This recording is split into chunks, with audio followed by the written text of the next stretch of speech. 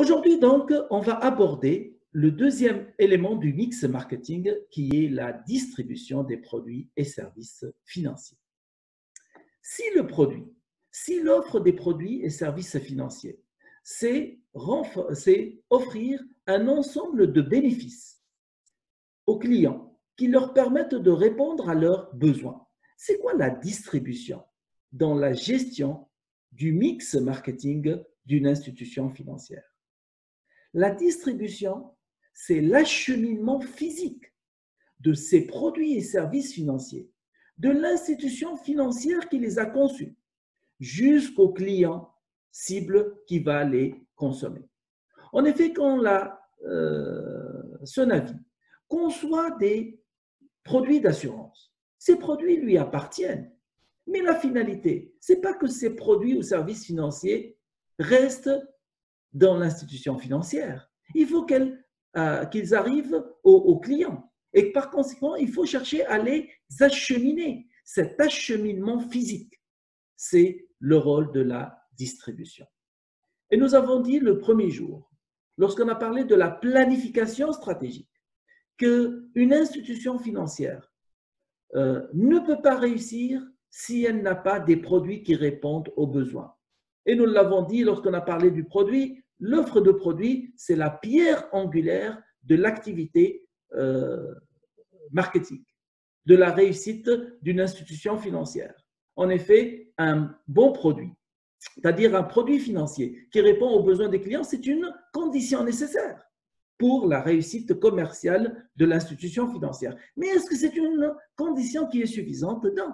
Parce que si ce service, si ce produit financier reste dans l'institution financière et n'arrive pas au client final, c'est-à-dire que le client ne l'adopte pas, ne l'achète pas, il est évident que le produit risque d'échouer.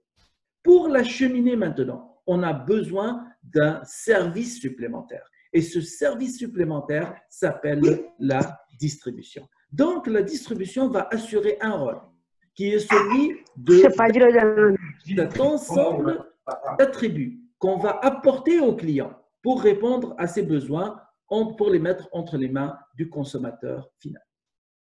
En effet, pour la BOA tout à l'heure, le produit qu'elle a conçu, le produit fonctionnariat, ce pack qui est offert aux fonctionnaires, il a été conçu par la BOA, donc il appartient à la BOA.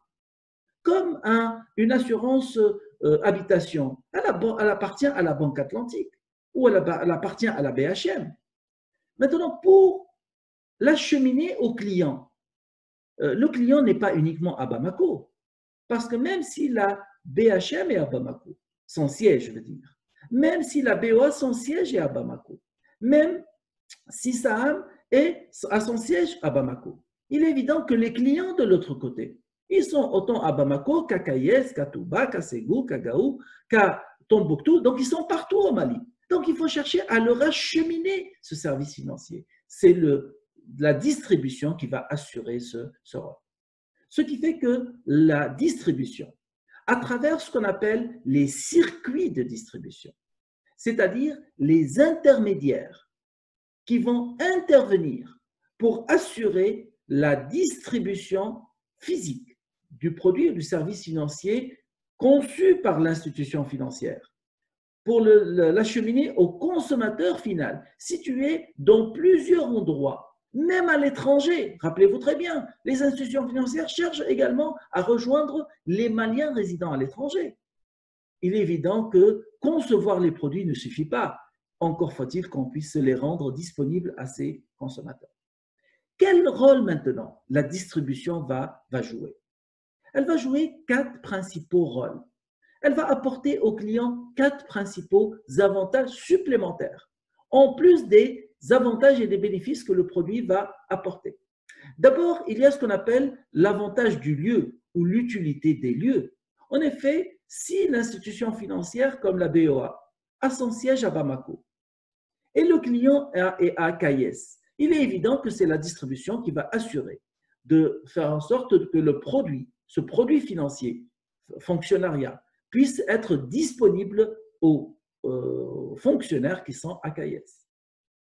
Donc, la première des utilités que la distribution va assurer, c'est de faire en sorte que le produit soit disponible là où le consommateur le veut. Également, il est évident que la distribution, le produit ou service financier qui a été conçu par une institution financière, il a été conçu à un moment donné dans le temps. Maintenant, le client final va l'utiliser quand lui, il le désire, qui va lui permettre d'assurer cette disponibilité au moment où il en a besoin. C'est la distribution. Il est évident que la distribution va assurer énormément également d'autres rôles. En effet, les deux autres rôles et les deux autres utilités que la distribution va assurer, c'est ce qu'on appelle l'utilité de possession. C'est le transfert de propriété. En effet, un crédit, par exemple, une assurance, un crédit, l'argent qui est relié au crédit. Quand je veux maintenant contracter un crédit immobilier et je contacte la Banque Atlantique, je contacte la BHM pour avoir un crédit pour financer l'achat d'une maison. Vous comprenez très bien qu'à la base, l'argent appartenait à qui? L'argent appartenait à la BHM, elle appartenait à la Banque Atlantique. Maintenant, qu'est-ce qui va faire en sorte que l'argent va être transféré au client final, qu'il va obtenir le crédit? C'est ça la notion de crédit, c'est d'obtenir le crédit, c'est la distribution. C'est ce qu'on appelle l'utilité de possession, le transfert de propriété. La même chose aussi. Un salaire, ça appartient au client, ça appartient au fonctionnaire ou à l'employé. Maintenant, quand il va le transférer à la banque, qui va assurer cela? C'est la distribution. L'argent est déposé dans la banque. Moi, je veux retirer de l'argent.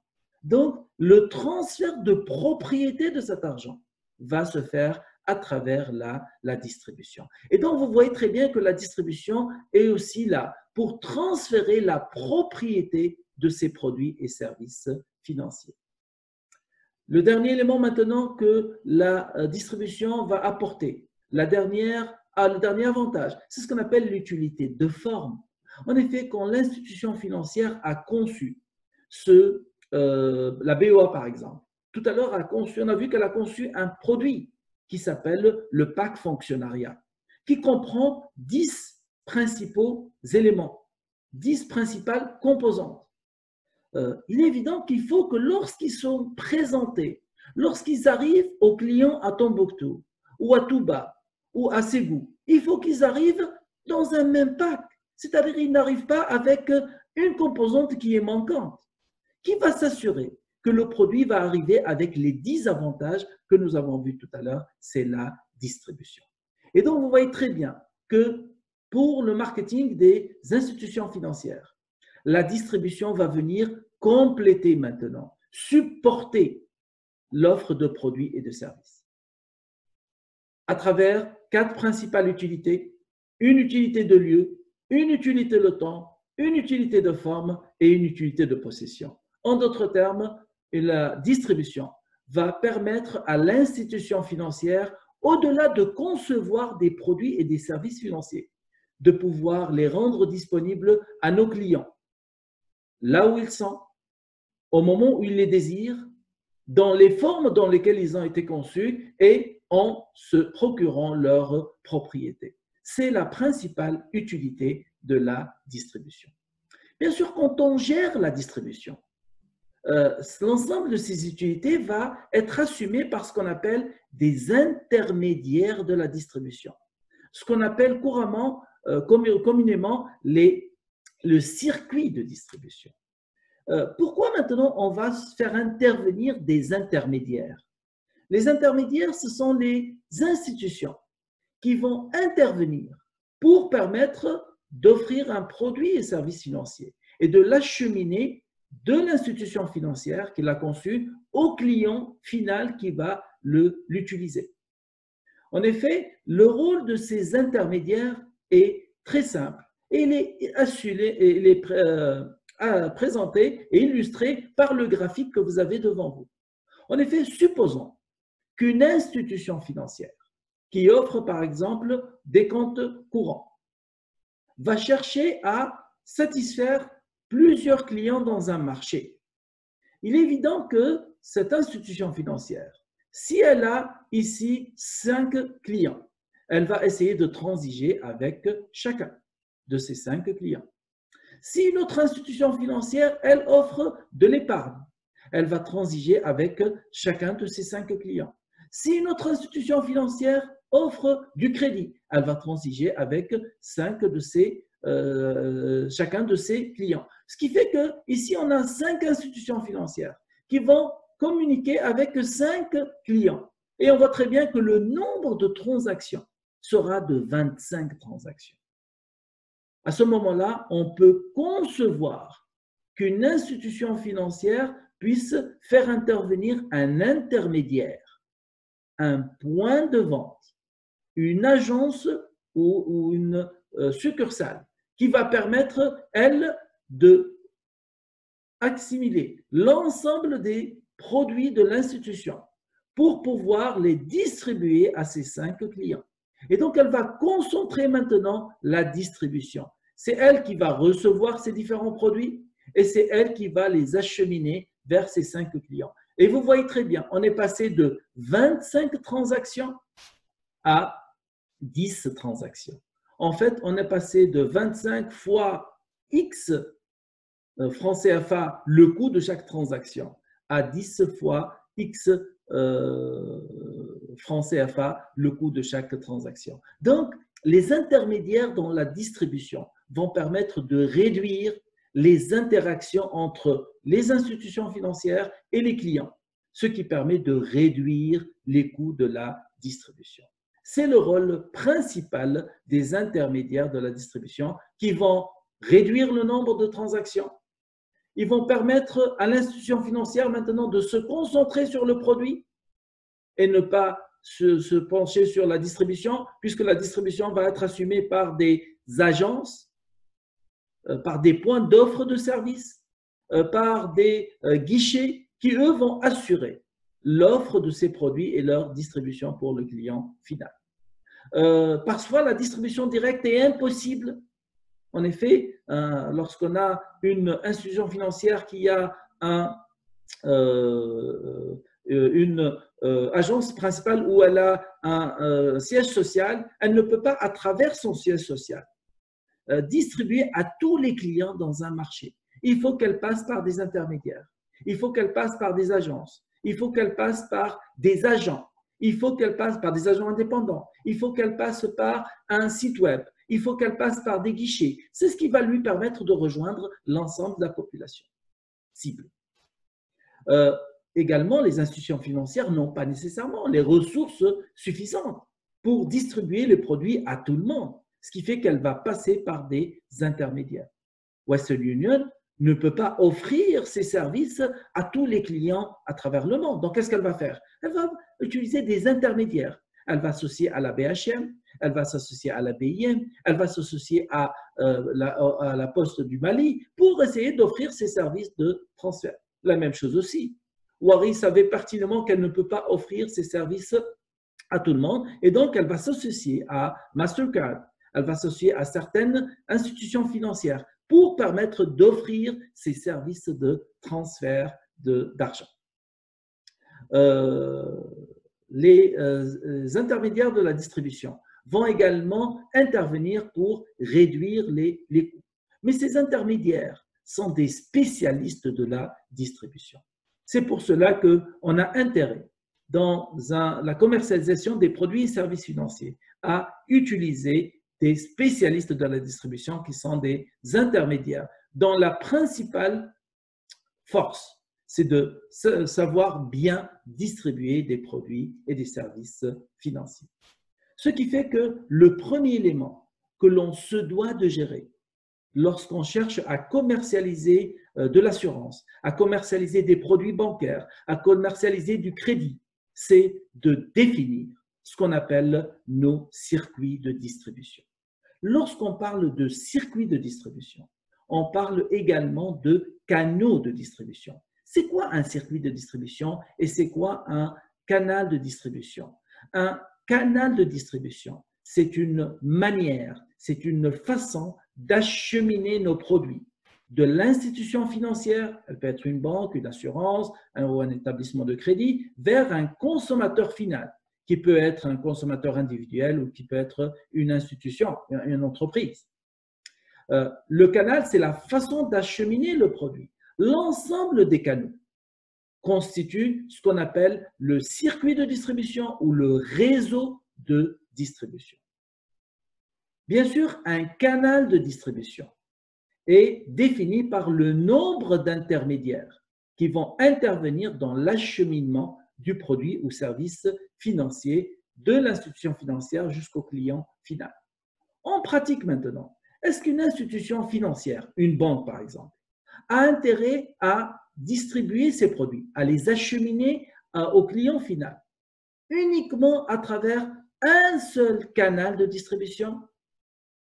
La réalité nous montre que les institutions financières, pour rejoindre ces consommateurs dans le marché, vont utiliser ce qu'on appelle une stratégie de distribution multicanal. Qu'est-ce que ça veut dire multicanal? C'est-à-dire qu'ils vont multiplier le type d'acheminement qu'ils vont assurer au niveau de leur client final. Ou ils vont avoir une façon qui va permettre de rejoindre les clients de différentes façons. Ils vont essayer de rejoindre le client à travers, bien sûr, les agences. Ce sont des agences qui sont des points de vente de l'institution financière. Les employés qui travaillent dans ces agences appartiennent à l'institution financière. Comme ça peut être aussi ce qu'on appelle des bureaux ou des mini-agences, qui sont des représentations de l'institution financière.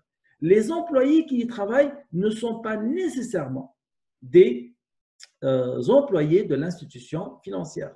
Ils peuvent être carrément des agents tiers, c'est-à-dire d'autres agents qui sont complètement indépendants de l'institution financière.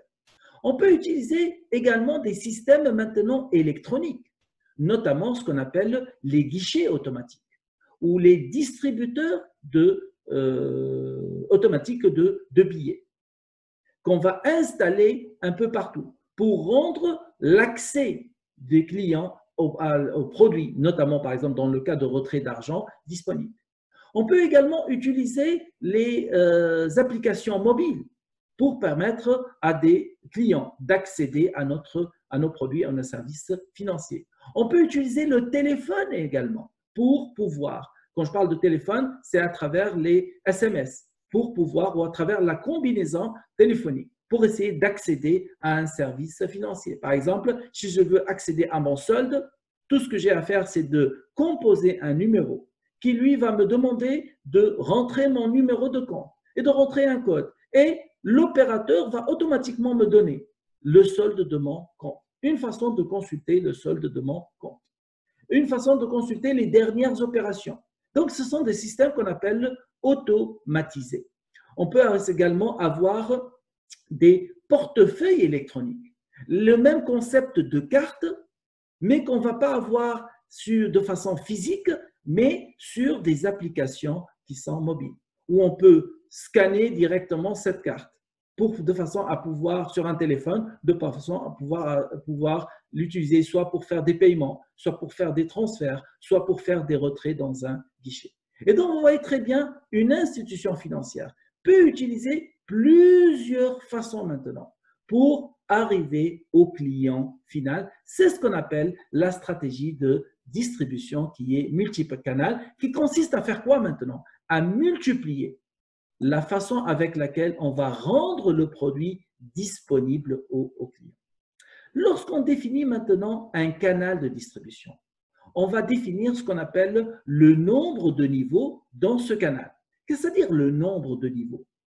Ça veut dire le nombre d'intermédiaires maintenant qu'on va intégrer dans le canal de distribution pour acheminer nos produits et services financiers. On peut maintenant avoir ce qu'on appelle un canal de distribution avec un niveau 0. Qu'est-ce que ça veut dire le niveau 0? Le niveau 0, c'est le nombre d'intermédiaires entre l'institution financière et les clients.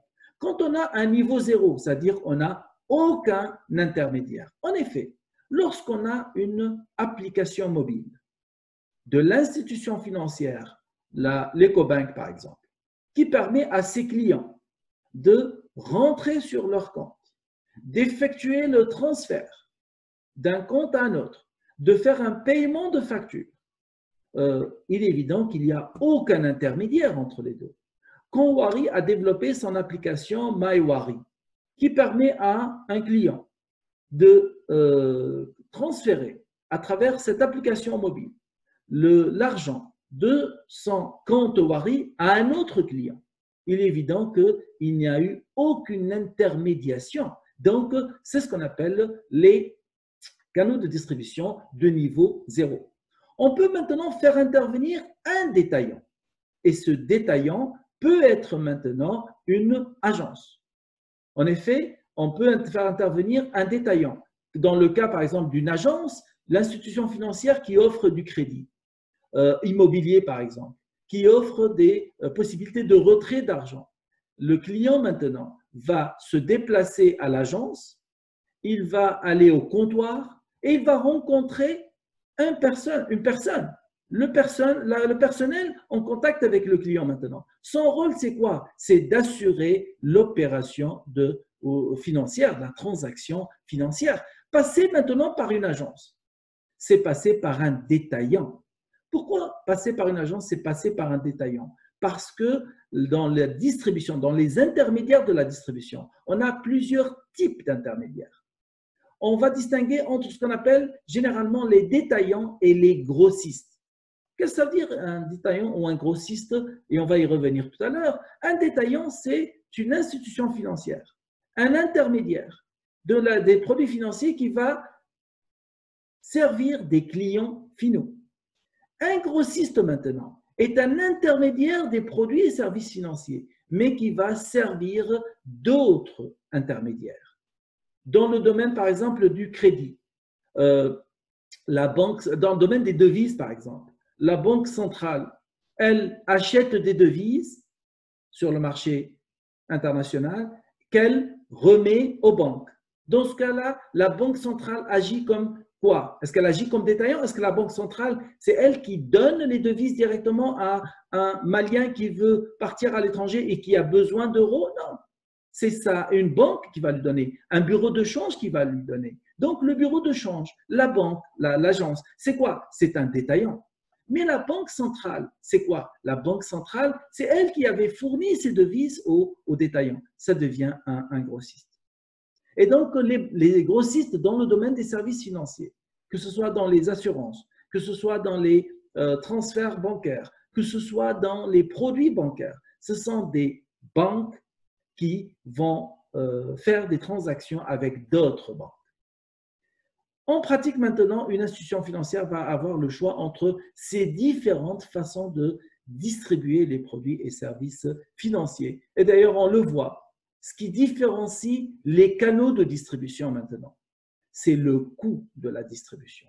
Vous comprenez très bien que lorsque la distribution est directe, c'est-à-dire avec un niveau 0, les coûts de la distribution vont être moindres que si on passait par un détaillant, vont être encore moindres que si on passait par un grossiste et un détaillant. Plus on va rajouter des intermédiaires dans la distribution, plus le coût de la distribution va augmenter. C'est pour cela que lorsqu'on va essayer de s'assurer qu'on a une bonne distribution, il ne faut pas juste s'assurer que nos produits et services financiers arrivent aux clients, qu'on arrive à rendre nos produits disponibles au bon moment, lorsque le client les veut, là où il le veut, et assurer ce transfert de propriété, mais c'est important de le faire à moindre coût. D'ailleurs, pour vous donner un exemple très simple, lorsque je veux faire un retrait, lorsque je veux faire un paiement de facture et je veux passer par une agence, ça me coûte en général, la transaction me coûte en général 1,08 $. Ça me coûte à peu près 700 francs CFA. Si je veux maintenant passer par un compte mobile ou par Internet, je vais pouvoir réduire cela à 13 sous, c'est-à-dire moins que 100 francs CFA. Et donc, vous voyez très bien, j'arrive à réduire les coûts de la distribution en passant par une application mobile ou un site web interactif de Internet Banking de 7 fois les coûts de la distribution. C'est pour cela qu'il ne suffit pas de regarder l'atteinte des objectifs de la distribution, mais il faut également évaluer les coûts de la distribution. Les institutions financières, et on le voit ici, lorsqu'ils utilisent cette stratégie de distribution multicanale, ils essayent de dire aux clients quoi? Que nous vous offrons ces services de différentes façons. C'est-à-dire que vous avez, et ici la Banque nationale, une banque qui offre ses produits à la clientèle personnelle, mais également à la clientèle organisationnelle, le dit clairement dans son message. Elle dit à ses clients, vous avez plusieurs portes d'entrée pour une même qualité de service. C'est pour cela que c'est important de savoir que si on a une institution financière, une banque ou une assurance ou une institution de crédit, a décidé de multiplier les canaux de distribution et donc d'utiliser cette stratégie multicanale, il ne faut pas oublier que la qualité du service, le produit qui va arriver à la fin au client final devrait être le même. Maintenant, pourquoi elle a diversifié et elle a multiplié ces canaux? Parce que chaque canal maintenant va offrir des avantages que l'autre canal n'offre pas. Et c'est important de le préciser aux clients. Donc, par exemple, pourquoi une institution financière offre, ici on parle d'une clientèle organisationnelle, c'est-à-dire elle s'adresse aux entreprises, en leur disant vous pouvez accéder à nos produits par Internet.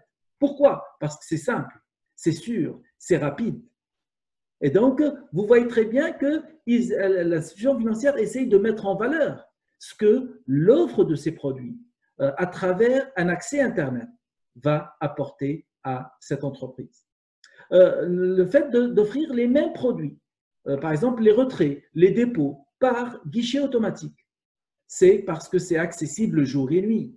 C'est parce que les guichets de la Banque nationale sont tous désignés pour effectuer vos opérations bancaires. Ce qui fait que aller dans un guichet maintenant, ou aller à la succursale, ou aller sur Internet, pour le client, il va pouvoir faire exactement les mêmes opérations. Par téléphone également, l'institution financière offre des services et par conséquent, elle va donner, maintenant en succursale, qu'est-ce qu'elle met en valeur? C'est avec plaisir que nos représentants en succursale vont vous accueillir. Et donc, vous voyez très bien ce qu'elle essaie de mettre en valeur. Dans un service, dans le cadre offert en succursale, c'est surtout le volet conseil. C'est qu'on va conseiller notre client. Et elle va jouer sur le professionnalisme de ses employés. Et donc, vous voyez très bien, elle va essayer de mettre en valeur chacun de ces canaux qu'elle va utiliser pour assurer et distribuer les services. Cependant, c'est important de garder à l'esprit que la qualité de service devrait être la même.